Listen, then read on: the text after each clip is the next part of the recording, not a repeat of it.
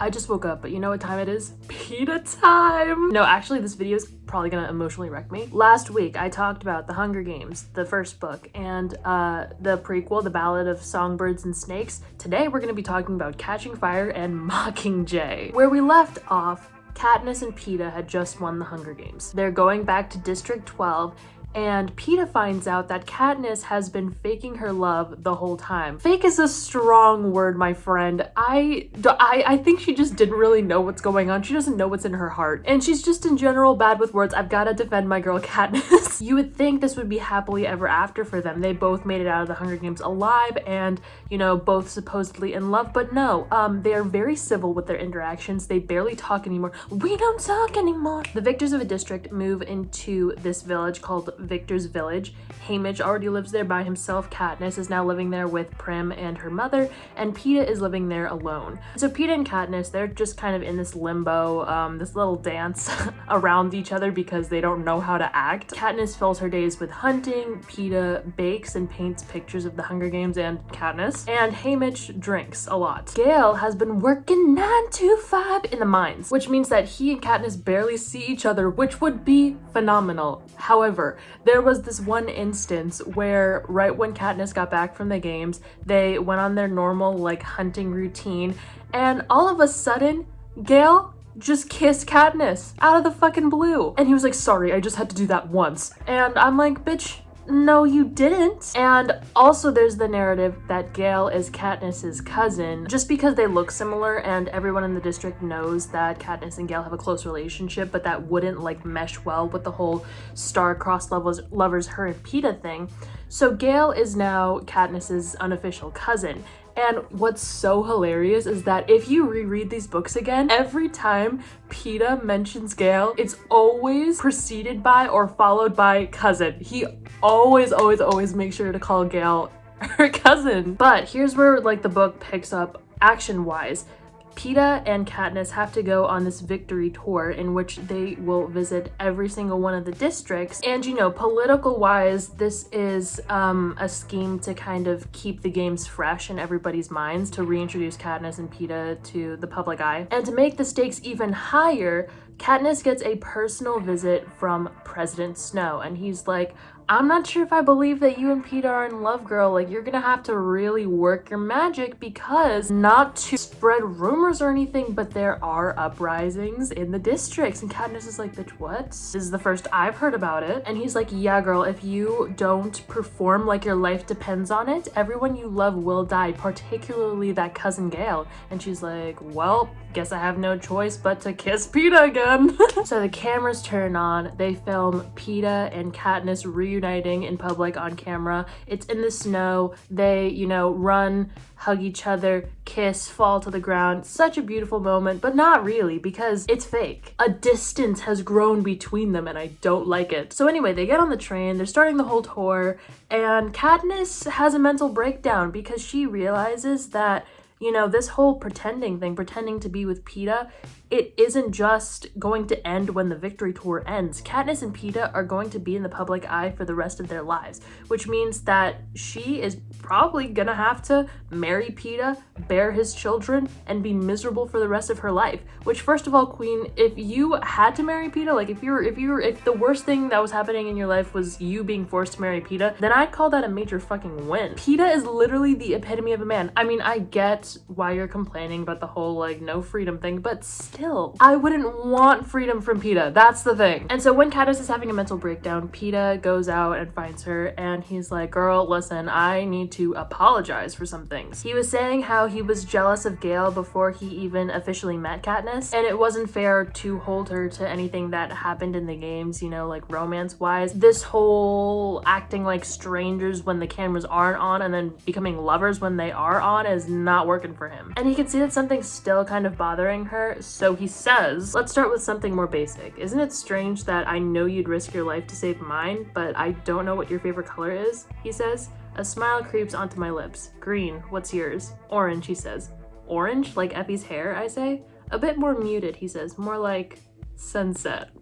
This comes back later. The first stop on their tour is District 11. They go from 11 all the way to the capital and then are finishing it off in District 12. So in each district, they're supposed to give these little speeches, and Katniss and Peeta, as usual, go a bit off book. District 11 is where Thresh and Rue, the tributes from the last book, are from. And Katniss has a very personal connection to Rue. She was her ally in the games and reminds her a lot of Prim. So during the speech, Peeta vows to give the tributes families 1 month of their winnings every year for life. And Katniss was so moved by this gesture because that would mean, you know, these families are taken care of for the rest of their lives. She starts talking about Thresh and Rue and then gives her thanks to District 11. Suddenly, a man in the crowd starts Rue's whistle, and then in unison, the entire district does the District 12 gesture, the like. But the peacekeepers in this district are not to be fucked with because the man who started the whistle gets shot through the head. Shot through the head! And she's to blame. So Haymitch takes Katniss and Peeta somewhere private to like sort through the shit, and this is where Peeta gets angry. Suddenly he strikes out a lamp that sits precariously on a crate and knocks it across the room where it shatters against the floor. This has to stop right now. This game you two play where you tell each other secrets but keep them from me like I'm too inconsequential or stupid or weak to handle them. It's not like that, Peeta, I begin. It's exactly like that, he yells at me. I have people I care about too, Katniss. And then he starts talking about how Haymitch only sent things to like Katniss in the arena. And Peeta's like, I know you had to choose one of us and I'd have wanted it to be her. And then Haymitch is like, you'll be informed of all of the shenanigans in the future. And then he's like, I better be. And then there's this dinner party, and Peeta goes to Katniss and he says, Haymitch says I was wrong to yell at you. You were only operating under his instructions, and it isn't as if I haven't kept things from you in the past, like the whole star-crossed lovers thing. So he's like, let's just promise to be honest with each other. And Katniss is like, okay, yeah, sure, let's do that. And his first fucking thought is, was that really the only time you kissed Gale? Because when Katniss was explaining everything with Haymitch in the secret location, she told everyone about the kiss because that is how Snow knew that Gale wasn't her cousin and threatened to kill him and blah blah blah. And then throughout the victory tour, Katniss and Peeta start sleeping in the same bed at night to ward off each other's nightmares. And this is what he fucking says. My nightmares are usually about losing you, he says. I'm okay once I realize you're here. And then later on in the tour, Katniss suggests a public wedding proposal because, you know, at this point it's fucking inevitable. And when Peeta hears the news of this, he needs to take a breather. And Katniss is like, Haymitch, what's up with him? I thought this is what he wanted. And Haymitch was like, not like this, girl. Not like this. And so now at this point, they're at the Capitol, and Katniss takes a look at Mr. Snow, and he gives her a little shake of his head, which means that she didn't do enough to convince him. The uprisings in the districts are still probably fucking going on. And at this point, she's like, well, we're all gonna die. Everyone's gonna die. And Peeta and Katniss, they're at this Capitol party where it's the height of luxury. People are throwing food up just to have more room in their stomach to eat again when people across the districts are starving. And this makes Peeta really angry. So he says, come on, Katniss, let's dance. Pulls her away from the madness. Once they have some sort of semblance of privacy, he's like, Katniss, maybe we were wrong to subdue the districts because, you know, he knows this whole plan. He knows Snow was threatening her. And Katniss is like, you rapscallion, don't say that in public. And then at this Capitol party, the same Capitol party, Katniss has a dance with the head game maker for this year's Hunger Games, which is going to be a quarter quell, which means it's the 75th Hunger Games, which means something special is going on. But anyways, she has a dance with the head game maker, Plutarch Heavensby, and he shows her this nifty little watch with a mockingjay on it. But Katniss's thoughts were this: I rank game makers somewhere below maggots in terms of creatures I want in contact with my skin. And then it's time to go back to District 12 for their whole little harvest festival feast celebration, and Katniss ends up in the mayor's house, and she ends up accidentally seeing on the television screen news that there are uprisings in the districts, like for real. And so Katniss is like, at this point, I need to take my loved ones and run away because it's not safe for me here, it's not safe for them here, there's nothing I can do for them here. The first person she tells, you know, her plan to is Gale, and she's like, Gale, I want to run away. And he's like, say less, my queen, I love you. And she says, I know. But you know, that doesn't deter him at first. She's like, okay, great, we have a plan, we're gonna run away, your family, my family, Peeta, Haymitch. And he's like, whoa, PETA? I didn't realize how large our party was. Bitch. After this, Gale is becoming less and less enthused about this whole running away plan, and then Katniss lets it slip that there are uprisings in the districts, and Gale, being the rebellious fool that he is, he was like, uprisings? Oh my god, we could do one right here in District 12, and Katniss is like, no, no, no, no, no, no. But Gale, he has a raging, passionate hatred for the capital. That's why news of the uprising is really exciting for him. And then after that didn't really go well because Gale and Katniss are kind of fighting now. She goes to PETA as the next person to recruit for her running away plan. And this is how she goes about it. I take a deep breath and let the words rush out. PETA, if I asked you to run away from the district with me, would you? PETA takes my arm, bringing me to a stop. He doesn't need to check my face to see if I'm serious. Depends on why you're asking. President Snow wasn't convinced by me. There's an uprising in District 8. We have to get out. By we, do you mean just you and me? No. Who else would be going, he asks. My family, yours if they want to come, Haymitch maybe, I say. What about Gale, he says. I don't know, he might have other plans, I say. PETA shakes his head and gives me a rueful smile. I bet he does. Sure, Katniss, I'll go. I feel a slight twinge of hope. You will? Yeah, but I don't think for a minute you will, he says. Let's take a minute to analyze the difference between Gale and PETA's interactions. Gale, he assumes that Katniss is going to leave Haymitch and PETA behind, and it's just going to be them, their two families. Since Gale will have no competition, like romantically, him and Katniss will be able to live happily ever fucking after. Meanwhile, PETA, he knows that Gale is a really important person to Katniss, and so when she's leaving him out of the whole running away plans, he's like, girl, you're forgetting Gale. And then it's at this point that Katniss and PETA see Gale getting fucking whipped in the square. And not by Katniss, by the new head peacekeeper. Katniss and PETA and Haymitch bring the whipping to a stop. In the process, Katniss gets smacked across the face by the whip, and then everybody brings Gale back to Katniss's house so that Katniss's mom can like work her healing magic on him. And this whole interaction, seeing Gale getting like absolutely demolished and obliterated, makes her realize sort of how important he is to her and how she can't just like run away from all of these problems that are happening in the district. She needs to fight back. So in the night, she goes, sits by Gale as they're both drifting off into sleep, and she says that I did kiss him last night in a moment when my emotions were running so high, but I'm sure he doesn't remember it. Does he? I hope not. If he does, everything will just get more complicated, and I really can't think about kissing when I've got a rebellion to incite. Girl, I believe that's formally called a moment of weakness. It happens to the best of us. And so in the morning, PETA like checks up on Katniss, and then he goes back home, but a really heavy blizzard is starting, so Katniss's mom is like, you know, you should probably call PETA just to check if he got home safely, and so she does. And after a few rings, he answers, and she says, hey, I just wanted to make sure you got home. And he says, Katniss, I live 3 houses away from you. So the blizzard rages on, and then after the blizzard, Haymitch, PETA, and Katniss, everybody knows about Katniss's whole running away plan, and they all agree that it's stupid. But they get to the square and they see that it's been completely transformed. New protocols are going on, probably because of the uprisings in the districts. They're really needing to clamp down on everything. Like I mentioned, a new head peacekeeper arrived. There are gallows in the square now. People are getting punished for crimes that they didn't even know were illegal. The mines are also shut down while all of this is happening, so nobody's getting any money. Everybody is starving. And then just to escape everything, Katniss goes back to the lake that her and her dad used to swim at, which is not unlike the lake that Lucy Gray used to go to. If you know, you know. But in the lake house by the lake, she ends up finding 2 people who have escaped from District 8, and this is where she finds out that the rebellions are like happening all over the place, the uprisings, and she's also somewhat of a symbol for the rebellion, the mockingjay.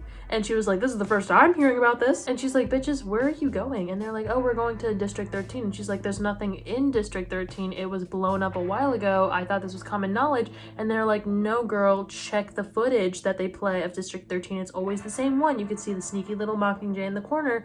And that's why we have a sneaking suspicion that District 13 wasn't completely obliterated. So we're going there to find out. And she's like, good luck with that. She's not completely convinced, but, you know, she does do some checking and sees that the footage is the same one being replayed over and over, and this gives her some sort of hope that District 13 is alive. But then she starts going back home, and to get home she has to go under the fence because she was in the woods, and you know, the fence cuts off the district from the woods. She finds out with a shock that the fence has been turned on, and so she has to climb a tree and like jump down and ends up bruising her tailbone and like breaking her ankle in order to get back home where peacekeepers were waiting, probably to arrest her because they knew she was out in the woods somehow and were trying to catch her red-handed. But my girl is sneaky and she was able to jump the fence. And Peeta and Haymitch were also waiting for Katniss during the whole fence debacle, and Peeta carries her to bed because she can't walk because she's injured, and he was like, you know, for a second there I thought that you ran away without me. And Katniss was like, no way, I would have told you, but like, can you stay with me? And you know what he says? He says always. And then it's time for the Quarter Quell announcement. What on earth will be the 75th Hunger Games? And this is what President Snow reads out on the card. On the 75th anniversary, as a reminder to the rebels that even the strongest among them cannot overcome the power of the Capitol, the male and female tributes will be reaped from their existing pool of victors. District 12 only has 3 living victors. Katniss is the only female. It's going to be Katniss and either Haymitch or Peeta with her in the arena. This sends Katniss into a full-on depression spiral. And I mean, who wouldn't? She was just in the last Hunger Games. Now she has to do back-to-back Hunger Games. That's fucking horrible. But after she has her little freak out sesh, she goes to find Haymitch, and she's like, Haymitch, we gotta protect Peeta. And he's like, girl, you're way behind. Peeta already came in before you, begging to let him go into the arena to protect Katniss. Because my man, he's so thoughtful. But Katniss is like, all right, you need to promise me this though. If Peeta goes into the arena, we have to both protect him, not me, because Katniss was being protected in the first games, so now Haymitch owes it to her and Peeta to protect him, and Haymitch is like, okay, deal.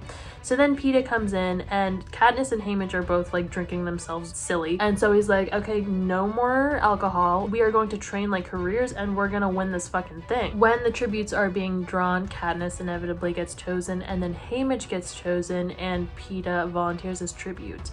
Now, this was best case scenario because if Peeta was drawn and Haymitch volunteered as tribute, there was nothing Peeta could do to like prevent that. So Peeta and Katniss are going back in the arena. So then they go and like they're meeting all the other tributes. Finnick, when he first meets Katniss, offers her a sugar cube and wants her secrets. Finnick is this really handsome lad from District 4. The Capitol sweetheart, if you will, and I love him so much. And what's really awful about these games is that the Capitol can't really dehumanize these tributes in the way that they could with the previous children of the Hunger Games, because nobody had an attachment to those kids. The Capitol people only started forming an attachment after they became victors, because like the victors have no risk of being reaped into the Hunger Games again. But now the Capitol have an attachment to these victors, these tributes now for the 75th Hunger Games, so the games are not as enjoyable, as well as all the victors know each other too. So it's gonna be painful all around because everybody is just gonna be killing their friends. And this is unrelated, but this is a conversation that Peeta and Katniss have when they're seeing everybody in like the costumes, you know, when the tributes are presented to the Capitol. Do you think we'd have ended up like this if only one of us had won? He asks, glancing around at the others. Just another part of the freak show? Sure, especially you, I say. Oh, and why especially me? He says with a smile. Because you have a weakness for beautiful things and I don't, I say with an air of superiority. They would lure you into their Capitol ways and you'd be lost entirely. Having an eye for beauty isn't the same thing as a weakness, Peeta points out. Except possibly when it comes to you. Are you fucking kidding me? And you know, the other tributes start kind of like teasing Katniss, and Katniss is like, I wonder why they're doing this. And then Peeta says to her, can't you see why they're all acting like this? Finnick with his sugar cubes and Chaff kissing you, and that whole thing with Joanna stripping down. Joanna, another one of the tributes, fiery gal. She stripped in front of Peeta and Katniss in an elevator. Crazy times. He tries to take on a more serious tone unsuccessfully. They're playing with you because you're so, you know. No, I don't know, I say, and I really have no idea what he's talking about. It's like when you wouldn't look at me naked in the arena even though I was half dead. You're so pure, he says finally. I am not, I say. I've been practically ripping your clothes off every time there's been a camera for the last year. Yeah, but I mean, for the Capitol you're pure, he says, clearly trying to mollify me. For me, you're perfect.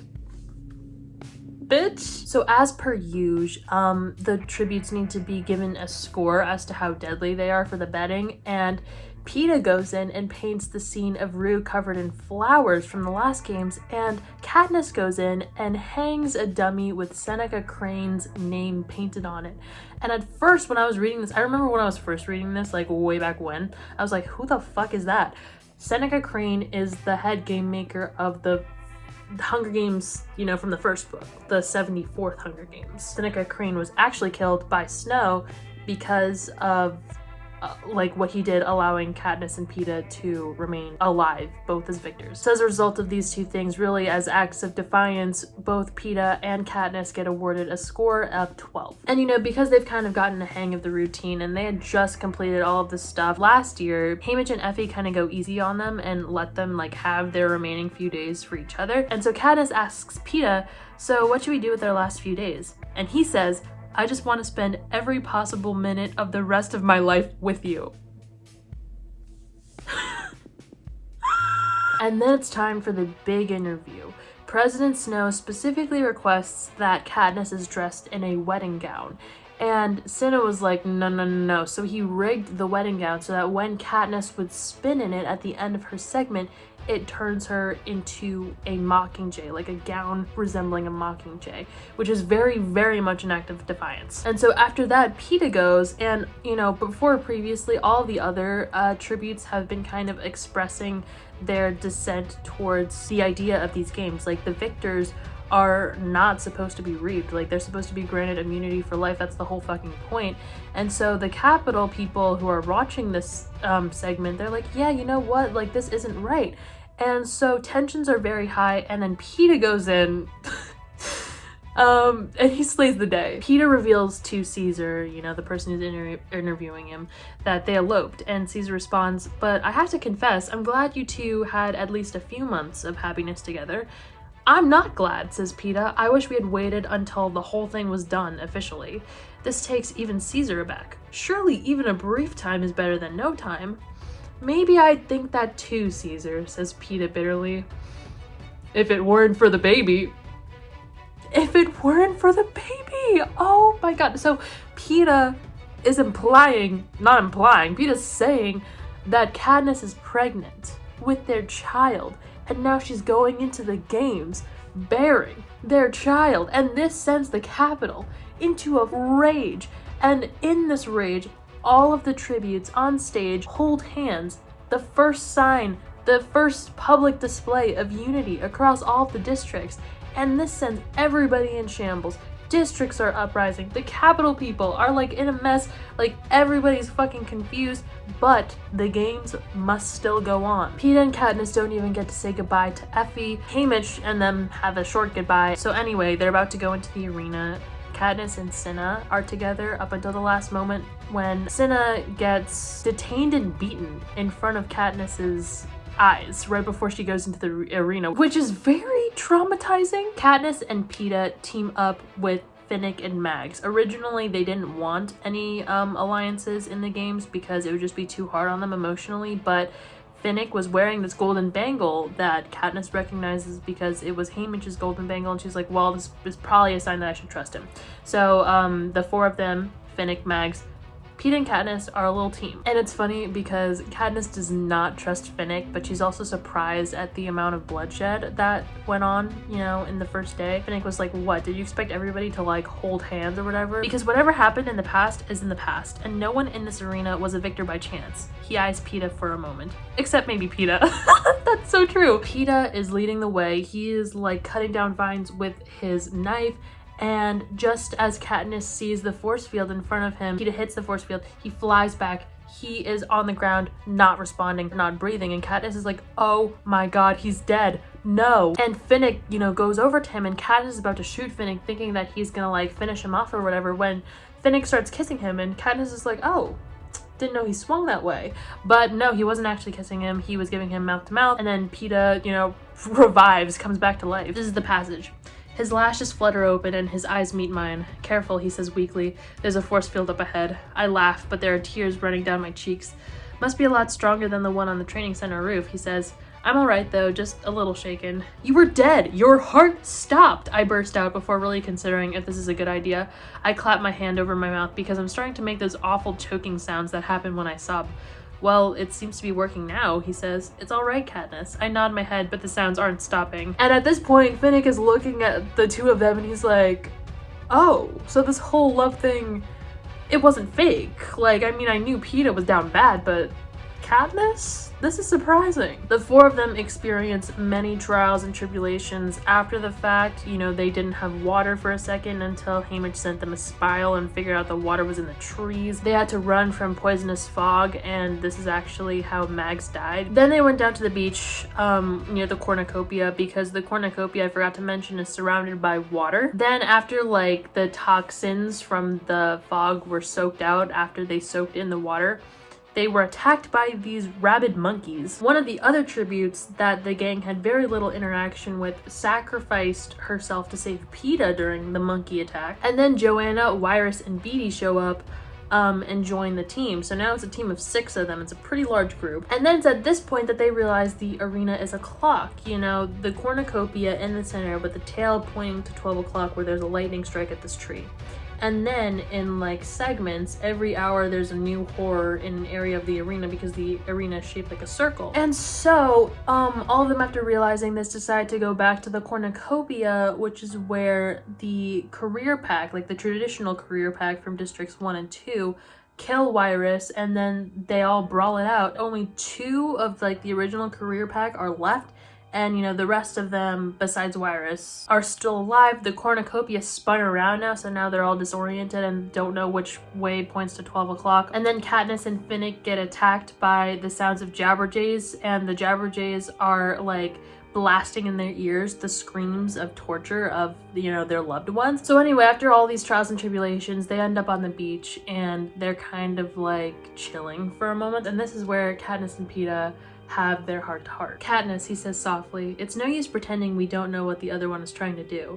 I don't know what kind of deal you think you've made with Haymitch, but you should know he made me promises as well. So I think we can assume he was lying to one of us. This gets my attention. A double deal. A double promise, with only Haymitch knowing which one is real. I raise my head, meet Peeta's eyes. Why are you saying this now? Because I don't want you forgetting how different our circumstances are.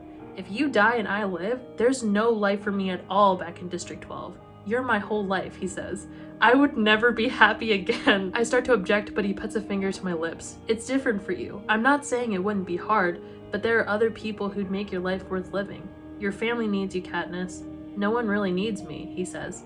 And there's no self-pity in his voice. It's true, his family doesn't need him. They will mourn him, as will a handful of friends, but they will get on. Even Haymitch, with the help of a lot of white liquor, will get on. I realize only one person will be damaged beyond repair if Peeta dies. Me. I do, I say. I need you. He looks upset, takes a deep breath as if to begin a long argument, and that's no good at all. Because he'll start going on about Prim and my mother and everything, and I'll just get confused. So before he can talk, I stop his lips with a kiss. I feel that thing again. The thing I've only felt once before, in the cave last year, when I was trying to get Haymitch to send us food. I kissed Peeta about 1,000 times during those games and after, but there was only one kiss that made me feel something stir deep inside. Only one that made me want more. But my head wound up bleeding and he made me lie down. This time, there's nothing but us to interrupt us, and after a few attempts, Peeta gives up on talking. The sensation inside me grows warmer and spreads out from my chest, down through my body, out along my arms and legs to the tips of my being.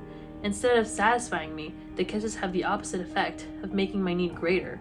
I thought I was something of an expert on hunger, but this is an entirely new kind. Girly, goddamn!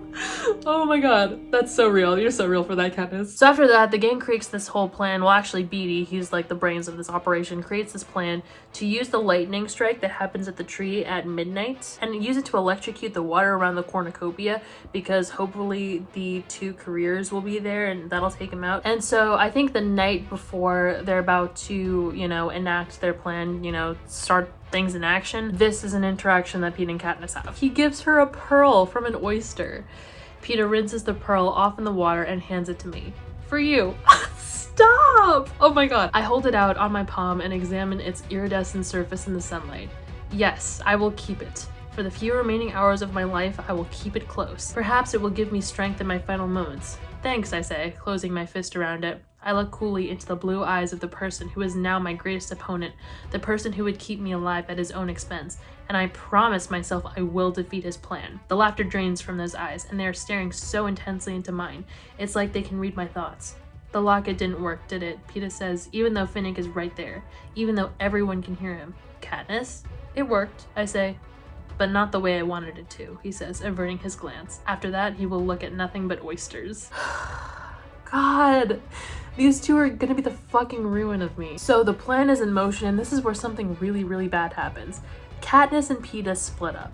Katniss and Joanna are tasked with bringing the wire down to the water, where Peeta, Beetee, and Finnick are like by the tree. However, the last two of the career pack descend on Joanna and Katniss, so Joanna knocks out Katniss, takes out like the tracker chip that's in her arm, and in this confusion, like everybody is running around. Finnick is calling Katniss's name, but now Katniss thinks that Joanna and Finnick have turned on her and Peeta, so she goes back to the tree trying to find Peeta, where she finds an unconscious Beetee, and she figures out that his plan is not to electrocute the water, but to electrocute the force field that's, you know, like keeping all of the tributes inside of the arena. Peeta is calling out to her. She calls back for a time, but realizes that there's no way for her to get to him in time. She ends up blowing up the force field. She's on the ground. She gets taken in by a hovercraft, and then she wakes up in said hovercraft, and her first thought is looking around. She's like, oh my god, I've got to kill Peeta. Like, we are captured by the Capitol right now, and it's better for him if he dies. Like, that's the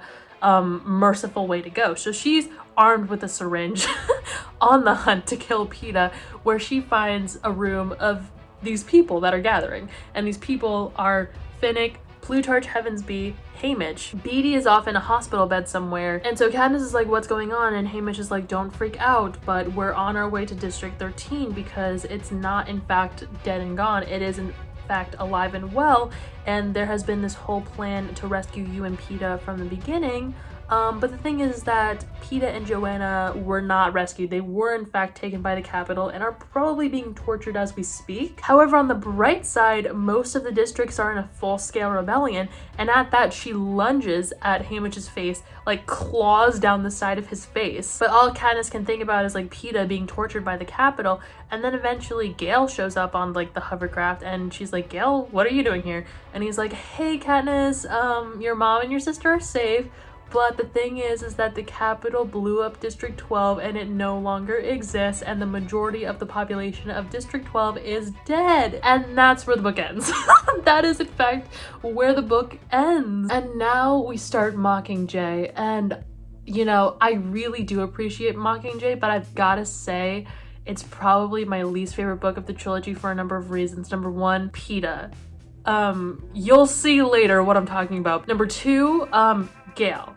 Gale is a very prominent figure in this next book, and for all the wrong reasons. So this is where we all stand. Peeta, Joanna, and one of the District 2 tributes is in custody of the Capitol. They don't know what's going on over there. They don't know whether they're alive or dead. Katniss and the remaining people of District 12, which is like 10 to 20% of the original population, is taken refuge in District 13. District 13 is run by this very calculating woman named President Coin, and there are very strict rules and regulations over there. That's mostly because they don't have a lot of supplies to work with, so regulating all of the resources is like very important to them. So everybody's on a very strict schedule in District 13. But in District 13 we've got Haymitch, Katniss, Gale, Prim and her mother. Cinna is dead, but he designed a lot of Katniss's rebellion clothes just in case she made the decision to become the Mockingjay. We don't know what's happening to Effie, but Katniss makes a request to go back to District 12 to see, like, you know, just what happened, just to see the place again. And, you know, it's a wasteland, and she goes, the only things that are left standing are the houses in Victor's village. And in the ruins of District 12, she finds Prim's cat, Buttercup, which I don't really mention a lot in this recap, but he's alive, and she takes him back to bring to Prim. But while she's also in the house, she sees a rose from President Snow, and she's like, the roses fucking freak her out now, and whenever she sees a rose, she goes batshit crazy because of their association with President Snow. But it's a message to her saying that like he's watching her, you know what I mean? District 13 and President Coin specifically is like leading this whole rebellion among the districts. All of the districts are in some form of uprising, and they really need Katniss to be the Mockingjay, to be the face of this rebellion. They need Katniss to cooperate. But before she does, she sees the first sign that Peeta is alive. He is doing an interview with Caesar, and he is not only alive, but he looks fairly well. He is defending Katniss, saying that she had no knowledge of the rebellion going into the arena. He regrets the fact that him and Katniss were separated, and he's saying that like everything that they did was just to keep each other alive. But the one thing that he does do is call for a ceasefire, which is a pro-capital move, because a ceasefire is essentially like saying that the capital will win. And so after this interview, you know, Katniss and Gale are watching this publicly, and to cheer her up, Gale says, "If I could hit a button and kill every living soul working for the capital, I would do it without hesitation." I'm sorry? Peeta and Katniss both feel betrayed by Haymitch. Now Haymitch and Katniss aren't speaking, but he's being forced into sobriety because there's no alcohol in District 13. So that's rough for him. And so Katniss eventually agrees to be the Mockingjay if President Coin gives her these few things. Prim gets to keep her cat Buttercup. There are no pets in District 13, so this is an exception. She and Gale will be allowed to hunt. District 13, I should also mention, is completely underground, so Katniss and Gale want to be able to like get outside once in a while. That Gale is by her side. She just like wants Gale to be present with her. When Peeta, Joanna, and the District 2 tribute eventually get freed, they need to be granted immunity for their crimes. And lastly, she will get to kill President Snow when the time comes. Coin agrees to all this, but says that if Katniss slips up, then the deal is off, and you know, all bets are off. Katniss starts doing these video ads. She gets a, you know, TV crew to help her. Beetee finds a way to hack the TVs all around the districts. Eventually, he's trying to find a way to hack the TVs in the capital, but he is able to get bursts of the rebels propaganda ads starring Katniss to the districts. And then when Katniss is with Plutarch Heavensbee, who is also like a major player in this whole thing, they're like going to one of these rooms, but there must be some mistake because they're not actually granted clearance into one of these rooms. But Katniss is like, let me through anyway. And in this room, she finds her old prep team from when she would get prepared with Cinna, the stylists, for the games, and they're being tortured for taking more bread than they were allowed. Like I said, District 13 is very strict, but this is the first sign to Katniss that President Coin is kind of weird, because she's torturing these prep team people who like have no malice in their hearts. It just goes to show that like what Coin values, that Coin is in charge, and she will do whatever it takes to become the new leader of like the capital and the districts. My man Finnick is absolutely lost in the sauce. He is going a little bit crazy because he is in love with Annie, who is one of the victors from his district, who is a little crazy herself, but she is also in the custody of the capital, and he is going mad just thinking about her. To make matters worse, Gale keeps siding with President Coin because, like we mentioned, he just like casually admitted to wanting to commit genocide of the capital people. Eventually, Katniss starts working with Haymitch because he's kind of like the only one who can get through to her to see what's gonna work for her. And Katniss can't act for shit for these propaganda ads, so Haymitch is like, we need to get her out into the field, need to get her to see real combat. We need to see her in her natural element, because that's the only way we're gonna get something like real and moving and emotional for these ads. And you know, like I said, this is them like reconciling. They eventually say point blank to each other. Katniss is like, I can't believe you didn't rescue Peeta, and he's like, I can't believe you let him out of your sights. And so they both blame each other for that a little bit, and themselves. So, you know, to get Katniss into the wild, they take her into District 8 to this hospital. She's meeting all these wounded people, but suddenly the capital starts bombing the place, and it's not because Katniss is there, it's just because they're bombing these people. So Katniss and Gale go against orders and start shooting the hovercrafts that are carrying these bombs down. And then Finnick and Katniss end up accidentally seeing one of Peeta and Caesar's new interviews, where Peeta looks so much worse. You know, he's definitely lost weight, he's bruised, and he's angry. He has this like anger in his eyes that isn't normally there. Peeta is speaking directly to Katniss, saying that she needs to stop this. The rebels are turning her into a weapon. She doesn't know what's really going on. And because Finnick and Katniss watch this in private, they decide to keep that information to themselves. And when nobody tells Katniss about the interview, even Gale, like Gale didn't mention this interview to her either, she starts not trusting the people around her because they're not being totally transparent with her. And you may be thinking like, wow, we've been seeing a lot more of Gale in these books than we really ever do in the previous ones, which is fucking gross. And I'm here to tell you, I know, but it gets worse. Just listen to this. So they're back in District 12, right?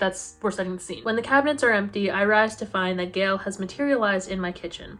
It's disturbing how soundlessly he can appear. He's leaning on the table, his fingers spread wide against the wood grain.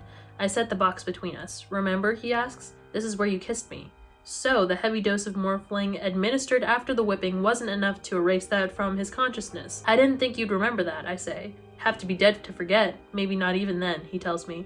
Maybe I'll be like that man in the hanging tree, still waiting for an answer. Gale, who I've never seen cry, has tears in his eyes. To keep them from spilling over, I reach forward and press my lips against his. We taste of heat, ashes, and misery. It's a surprising flavor for such a gentle kiss. He pulls away first and gives me a wry smile. I knew you'd kiss me. How, I say. Because I didn't know myself. Because I'm in pain, he says. That's the only way I get your attention. He picks up the box. Don't worry, Katniss. It'll pass. He leaves before I can answer. Gale, cry me a fucking river. I don't care if you're sad that Katniss isn't picking you. There are bigger things to worry about. And, I forgot to mention that Gale and Katniss are definitely on rocky terms because she confronted him about the whole him not telling her about Peeta's interview thing, and that's really drove a wedge between their trust. But also another one of Peeta and Caesar's interviews come out where he looks even worse, and he ends up, revealing, intentionally or not, that an attack is going to come for the people of District 13. He says, and for you, the people in District 13, you're gonna be dead by tomorrow. And right before the feed ends, he's like beaten on screen because that's valuable information, and he just like shared that willingly. So everybody in District 13 goes into lockdown, and Gale and Prim almost don't make it because Prim was saving the cat, Buttercup, that Katniss brought back for her. So Finnick and Katniss start bonding because Katniss starts going mad because she's seeing how President Snow is using Peeta, and so she like absolutely falls into a depression because she's like, whatever move I make, it's just going to hurt Peeta. And so everybody's like, all right, well, let's get him out. We're gonna go on a rescue mission to get Peeta and Annie out, whatever it takes to keep the mockingjay singing. So while the rescue team goes into the Capitol, and that includes Gale, Katniss and Finnick stay behind because they're the decoys. They're going to be broadcasting on the TV network some very juicy hot goss. Katniss starts off by talking about the bread incident with Peeta when they first met, and how the Capitol is fragile because if the districts declare freedom, then everything collapses because the Capitol relies on them. But Finnick is where the real bomb is dropped. He tells everyone, including the Capitol, how Snow sold him for his body, and if Finnick refused, then Snow would kill off the people he loved. And this is a fate that happens with the desirable victors that win the games. But to pay for his services, he started asking the people that he was, given to tell him their secrets. And so he starts sharing all of the secrets that he has gathered over the years about really important people of the Capitol. And then lastly, about President Snow, about how his rise to power included killing a lot of people, as we've seen in the prequel, about poisoning people, as we've also seen in the prequel, and about how the reason that he smells like blood is because he trained himself to drink poison, and it's given him these like horrible mouth sores. And so this is when Katniss has some sympathy for Haymitch, because she's like, is this what happened to you? And Haymitch is like, well, I was the example. President Snow killed everybody I loved right off the bat, right after I won the games. And that was kind of a message to everybody that if you step out of line, this is what it's gonna happen to you, because he sort of rebelled against the Capitol. When he won his games, the rescue team ended up succeeding. Joanna is in rough shape. She was being like really tortured. Annie was relatively all right. Her and Finnick reunited. It was a very beautiful, touching moment. And then Katniss is like, oh wow, so this is what's gonna be like reuniting with Peeta. So she goes in and she's like, hey Peeta, like I miss you so much, goes in for a hug, and he seems to be going in to like caress her face, but no, he was actually reaching out his arms to strangle her, to choke her like he hates her but he loves her. So Peeta was hijacked with Tracker Jacker venom, which means that all of the memories of Katniss, whenever he would like recall them, they would use Tracker Jacker venom to make him like hallucinate, to make him disoriented, and so all of the good memories of Katniss have turned into bad memories. And that's just like, that's so sad, dude. That is horrible. And so anyway, Prim is becoming a doctor now. Gale, he was injured in the whole rescue mission, but now he's working with Beetee on making bombs, which is gonna end like really well for him, I'm sure. And so now like nobody can mention Katniss around Peeta because he'll just go batshit crazy. So they decide to bring in a neutral figure from District 12 to kind of like see how he reacts, and that person that they choose is Deli Cartwright, and this is how it goes. 12 burned down, didn't it? Because of her, says Peeta angrily. Because of Katniss. He begins to pull on the restraints. Oh no, Peeta, it wasn't her fault, says Deli. Did she tell you that? He hisses at her. Get her out of there, says Plutarch. The door opens immediately and Deli begins to back toward it slowly. She didn't have to. Deli begins, because she's lying. She's a liar. You can't believe anything she says. She's some kind of mutt the Capitol created to use against the rest of us, Peeta shouts. No, Peeta, she's not. Deli tries again. Don't trust her, Deli, says Peeta in a frantic voice. I did, and she tried to kill me. She killed my friends, my family. Don't even go near her. She's a mutt. This is the amnesia trope, but a billion times worse, dude. And so Katniss sees all this and she's like, I cannot possibly stay here. She thinks that Peeta's state is like seemingly irreversible. I mean, this is kind of unprecedented. No, like the torture device that is hijacking isn't used often, so they don't really know how to reverse hijack him, let alone if that's even possible. So she's like, okay, send me anywhere. So they sent her to District 2 with Gale, and District 2 is the last one of the districts that's not under rebel rule at this point. They're still like with the Capitol. And you know, as time is going on, Peeta isn't really doing better, but Prim has suggested a way to like reverse hijack him, and instead of using Tracker Jacker venom with Katniss's memories, they use Morphling to like sedate him. And make him calmer when he's recalling memories of Katniss. Katniss decides to talk to Gale about this whole thing, and this is how that went. I saw Peeta yesterday through the glass. What did you think? I ask. Something selfish, says Gale. What's fucking new, Gale? That you don't have to be jealous of him anymore, she says. No, just the opposite, says Gale. I thought I'll never compete with that, no matter how much pain I'm in. I don't stand a chance if he doesn't get better. You'll never be able to let him go. You'll always feel wrong about being with me. You mean the way I always felt wrong kissing him because of you, I say? Gale holds my gaze. If I thought that was true, I could almost live with the rest of it. Gale, you selfish baby murdering asswipe. Peeta is undergoing extreme psychological torture and all you can think of is damn. You know, he's still in the running for your heart. I mean, I can't compete with that. Bitch, what's there to fucking compete? You were never in the running. Anyway, after that, she starts like drunk kissing him. She wasn't actually drunk, but she just needed to be like drunk on something. He was like, this is nice, but it doesn't count. Well, stop trying to fucking make it count, Gale. When has it ever counted? Let me ask you that. And then they start talking about, you know, Gale's other kisses. She's like, oh, like, when did you realize you had serious feelings for me? And he's like, well, it's when this other guy was flirting with you and I realized I didn't like that. Bitch, that... Oh my god! Compare that to Peeta's confession when he was like, I heard you singing that day, and from that moment forward, I realized I was a goner. I can't even. So, District 2, their main, like, fortress, I guess you could say, is this mountain that they nicknamed the Nut.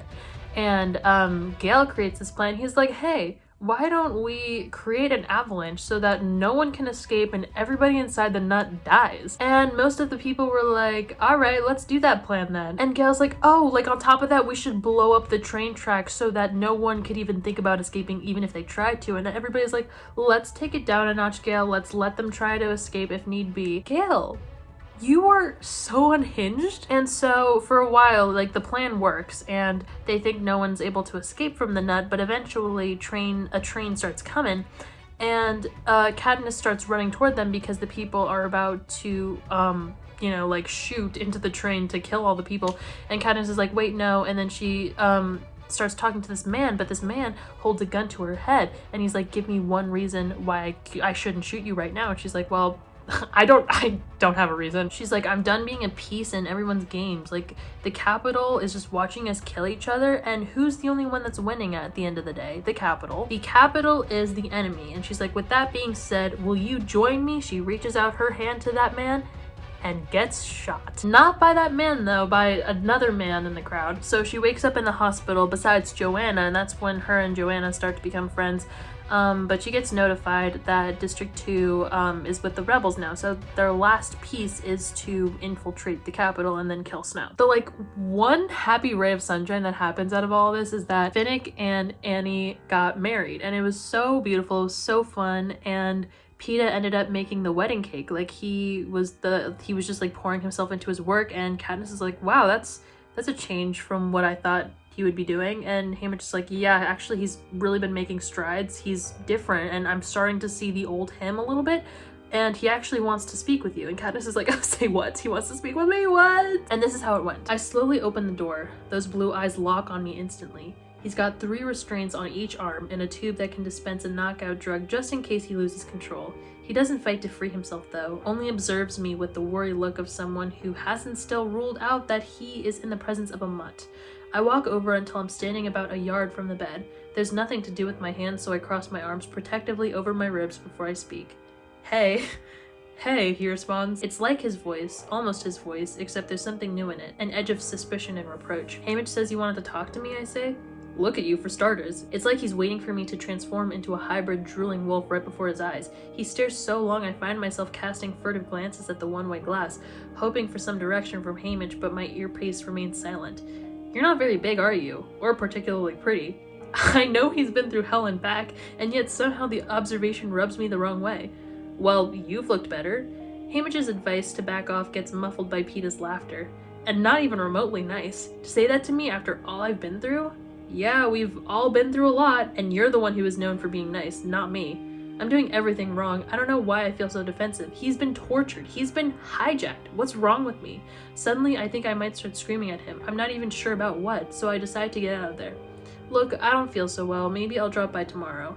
I've just reached the door when his voice stops me. Katniss, I remember about the bread. The bread. Our one moment of real connection before the Hunger Games. They showed you the tape of me talking about it, I say. No, is there a tape of you talking about it? Why didn't the Capitol use against me, he asks. I made it the day you were rescued, I answered. The pain in my chest wraps around my ribs like a vice. So what do you remember? You, in the rain, he says softly, digging in our trash bins, burning the bread, my mother hitting me, taking the bread out for the pig but then giving it to you instead. That's it, that's what happened, I say. The next day after school, I wanted to thank you, but I didn't know how. We were outside at the end of the day. I tried to catch your eye, you looked away, and then for some reason, I think you picked a dandelion? I nod. He does remember. I've never spoken about that moment aloud. I must have loved you a lot. You did. My voice catches and I pretend to cough. And did you love me, he asks. I keep my eyes on the tiled floor. Everyone says I did. Everyone says that's why Snow had you tortured, to break me. That's not an answer, he tells me. I don't know what to think when they showed me some of the tapes. In that first arena, it looked like you tried to kill me with those tracker jackers. I was trying to kill all of you, I say. You had me treed.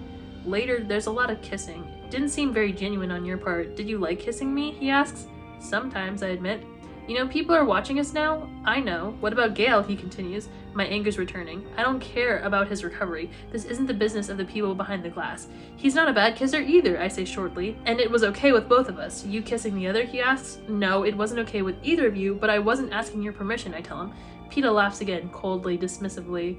Well, you're a piece of work, aren't you? I literally... Oh my god. So like I said, the last thing to do is to infiltrate the Capitol, and Joanna and Katniss are a bit rough. Katniss, you know, was just shot and she's like recovering from that. It didn't really like penetrate her, she's just like really bruised. And so Katniss and Joanna are training, but Joanna doesn't make it through the training because in the Capitol she was tortured by being like electrocuted in water, and she was in a simulation with water and she kind of freaked out and relapsed. So Katniss gets assigned to this special squad with Finnick and Gale under the direction of this guy named Boggs. Katniss promises Joanna that she'll kill Snow, But then their squad gets told that they're just for the cameras. But Katniss doesn't really care what they say because she's planning on going on her own and killing Snow anyway.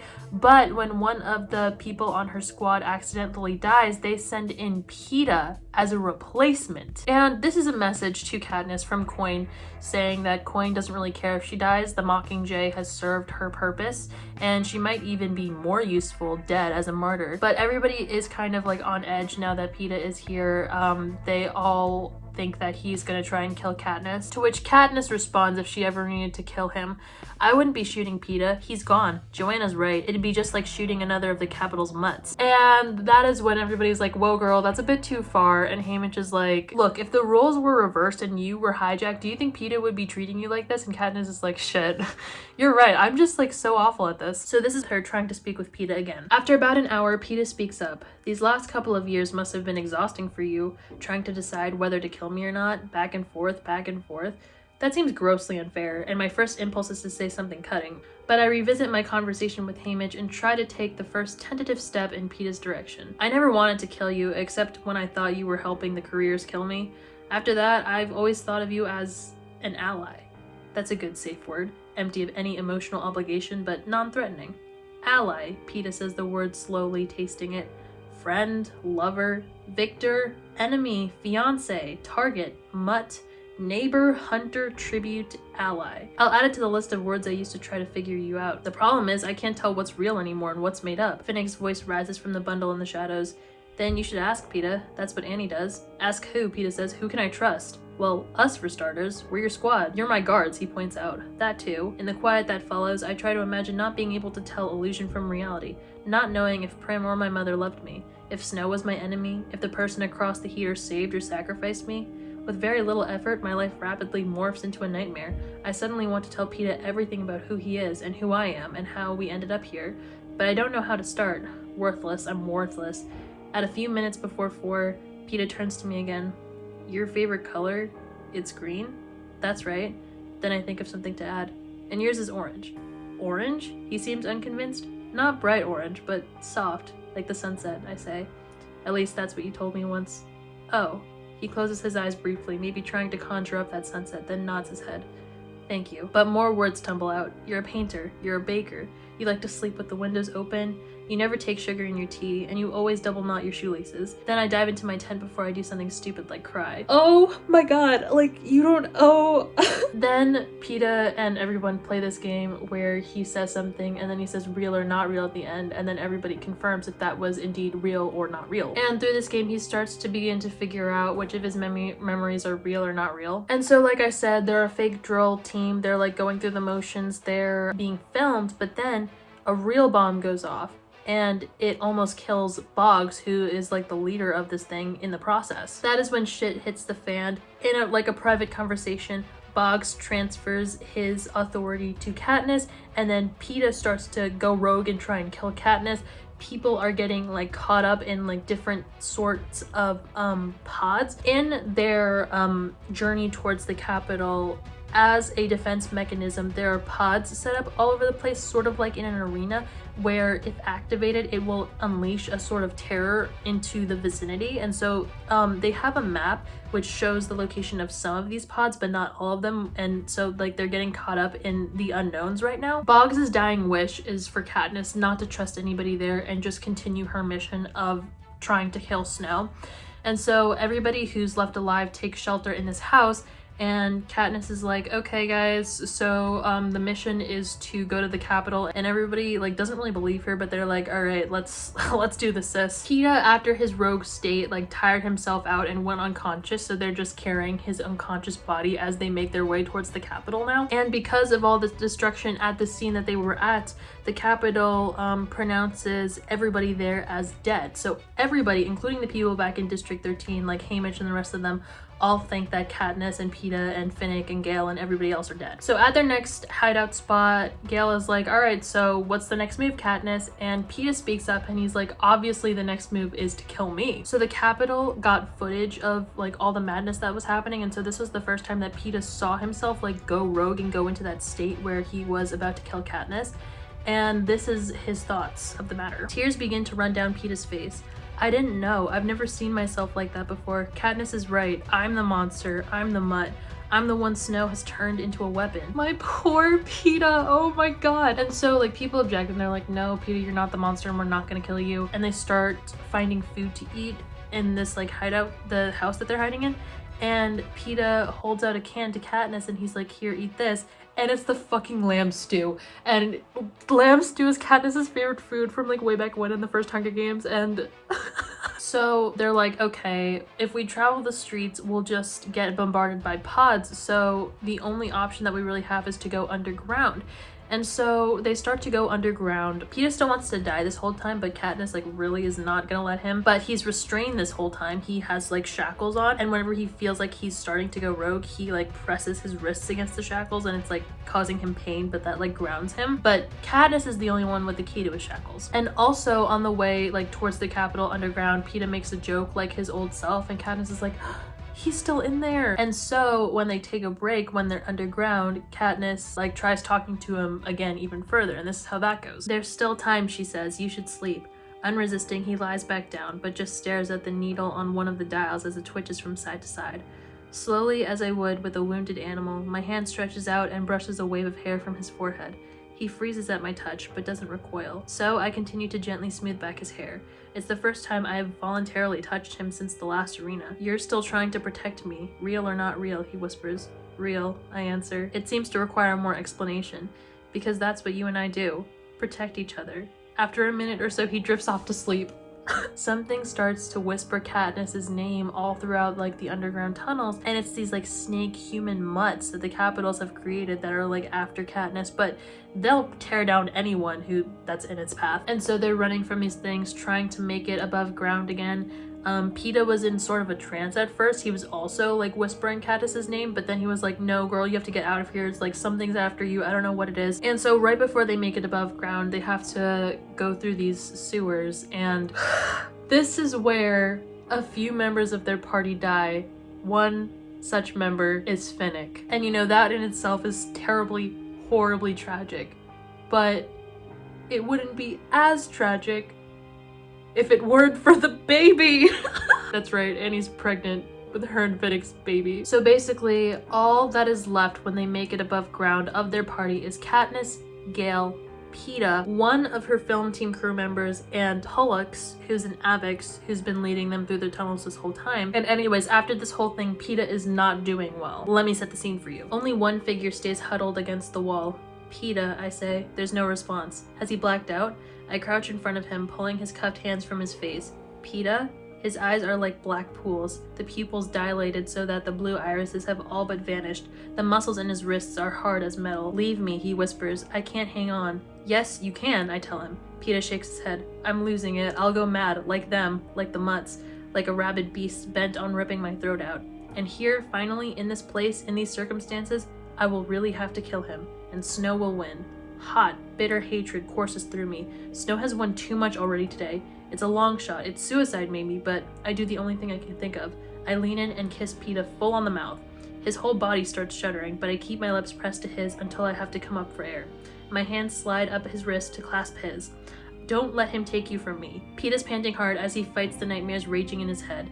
No, I don't want to. I clench his hands to the point of pain. Stay with me. His pupils contract to pinpoints, dilate again rapidly, and then return to something resembling normalcy. Always, he murmurs. So at this point, everybody knows they're not dead, and they end up making it really close to the Capitol Mansion, but they end up hiding out in this place, and this place is a secret compartment in a clothing store run by Tigress. That's right, run by President Snow's cousin. So the five of them create this plan. The film crew person and Pollux will go first to like assess the scene, and then Gale and Katniss will follow, make their way into the Capitol Mansion, and then like kill Snow, presumably. And then Peeta's drawing up the rear, ready to create a distraction at a moment's notice. However, as they're closing in, the rebels are simultaneously closing in, and they're shooting in the streets, shooting at the Capitol, like refugees and people that are crowding around the mansion. Everything is just pure chaos at this point. Gale and Katniss lose sight of everybody else. They start fighting on their own until, like, I believe the street opens up and people like fall to their dooms, and Gale almost falls to his doom but gets captured by peacekeepers, and then she's on her own. However, when she makes it to the Capitol's doors, he's blocking it with children. Like, children are blocking the entrances. Katniss is watching, and then she sees a Capitol hovercraft drop a bunch of parachutes down on the children, and this is presumably to like give these Capitol children resources, because parachutes always mean good things, but they're not good things. They're bombs, and the bombs start blowing up the children, and everybody's like, oh my god. And then the rebels start rushing in to care for these children that are being blown up at the Capitol doors, and one such doctor that is running in to save the day is Prim. And at this point, Katniss sees Prim go in. Some of the bombs have not yet exploded, and she realizes what's about to happen, and she's like, oh my god, Prim, no, wait. And then Prim gets blown up by the second wave of bombs. Katniss is sort of caught up in all the explosions. She gets taken to the hospital, but she is in a horrible state after losing Prim. Like, she's not talking to anybody. She's not really like responsive at all. She gets told that the Capitol fell that day. Coin is now in command. President Snow is awaiting execution. Yale, Peeta, and the other two are alive. During this time, right before Snow's execution, Katniss ends up stumbling upon his prison cell, and he tells her, he's like, girl, I hate to break it to you, but I wasn't the one who killed those children. Like, I may be a horrible monster, but I have standards. And so Katniss is like, what are you talking about? You're saying that Coin blew up those children? And that's when she remembers, oh my god, Gale's bomb design. Like, this was his literal bomb design, which means that Gale killed those children and her sister. That's, you know, see, that's the main thing that Gale has going against him.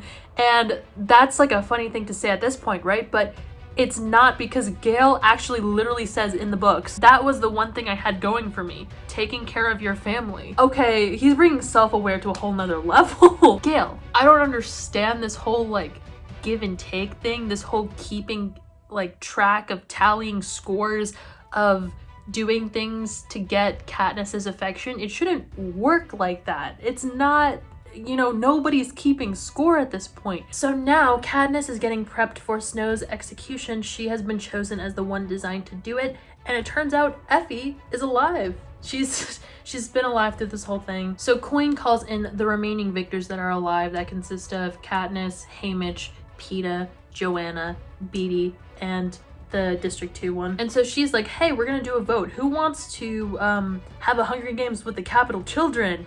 And Peeta and Beetee are like, fuck no. And Joanna and the District 2 girl are like, fuck yes. And then it's left to Katniss and Haymitch to decide the vote. And Katniss is like, yeah, let's do it. And Haymitch is like, I'm with the Mockingjay, which shocks everybody. And so as planned, Katniss goes out and is about to kill Snow, but at the last second, she shifts her aim and kills President Coin. And at that moment, she is right about to take the Nightlock. Like, you remember the Nightlock berries that she was about to use to kill herself in the first book? Well, they were given pill forms just in case they were to be captured by the Capitol. But she, you know, feels like she has served her purpose. There's nothing left for her now. And she's about to kill herself after killing Coin when Peeta stops her.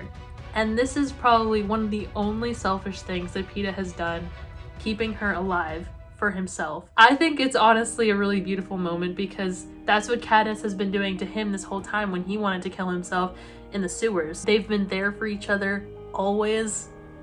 Oh my god, always!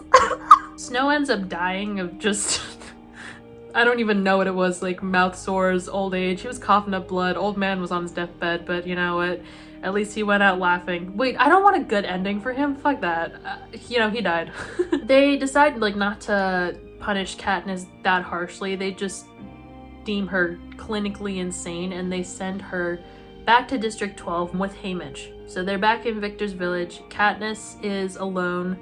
She has people that cook for her, give her meals and stuff. Haymitch is alone in his house. But the day that Peeta is allowed to leave the capital, he goes straight back to Victor's village with Haymitch and Katniss.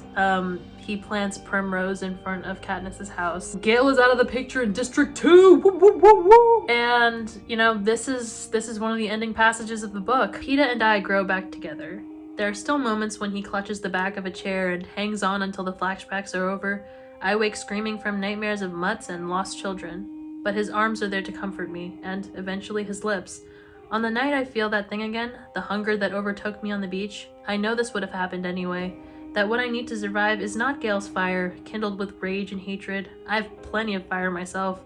What I need is the dandelion in the spring, the bright yellow that means rebirth instead of destruction. The promise that life can go on, no matter how bad our losses, that it can be good again, and only PETA can give me that. So after, when he whispers, "You love me, real or not real?" I tell him, real! So astronomically, unbelievably real. They end up having 2 children, an older daughter with Katniss's hair and PETA's eyes, and a younger son with PETA's hair and Katniss's eyes. Katniss never wanted to have children. She never wanted them to end up in the reaping. She never wanted them to go through that, but now that the games are over and PETA convinced her that it's something that he really wants, she decides to have children. I thought it was like a really good, solid ending in the sense that it wasn't just like, oh, happily ever after, no worries. It was a happy ending, but you still feel that the weight of everything that happened. And that, my friends, is it.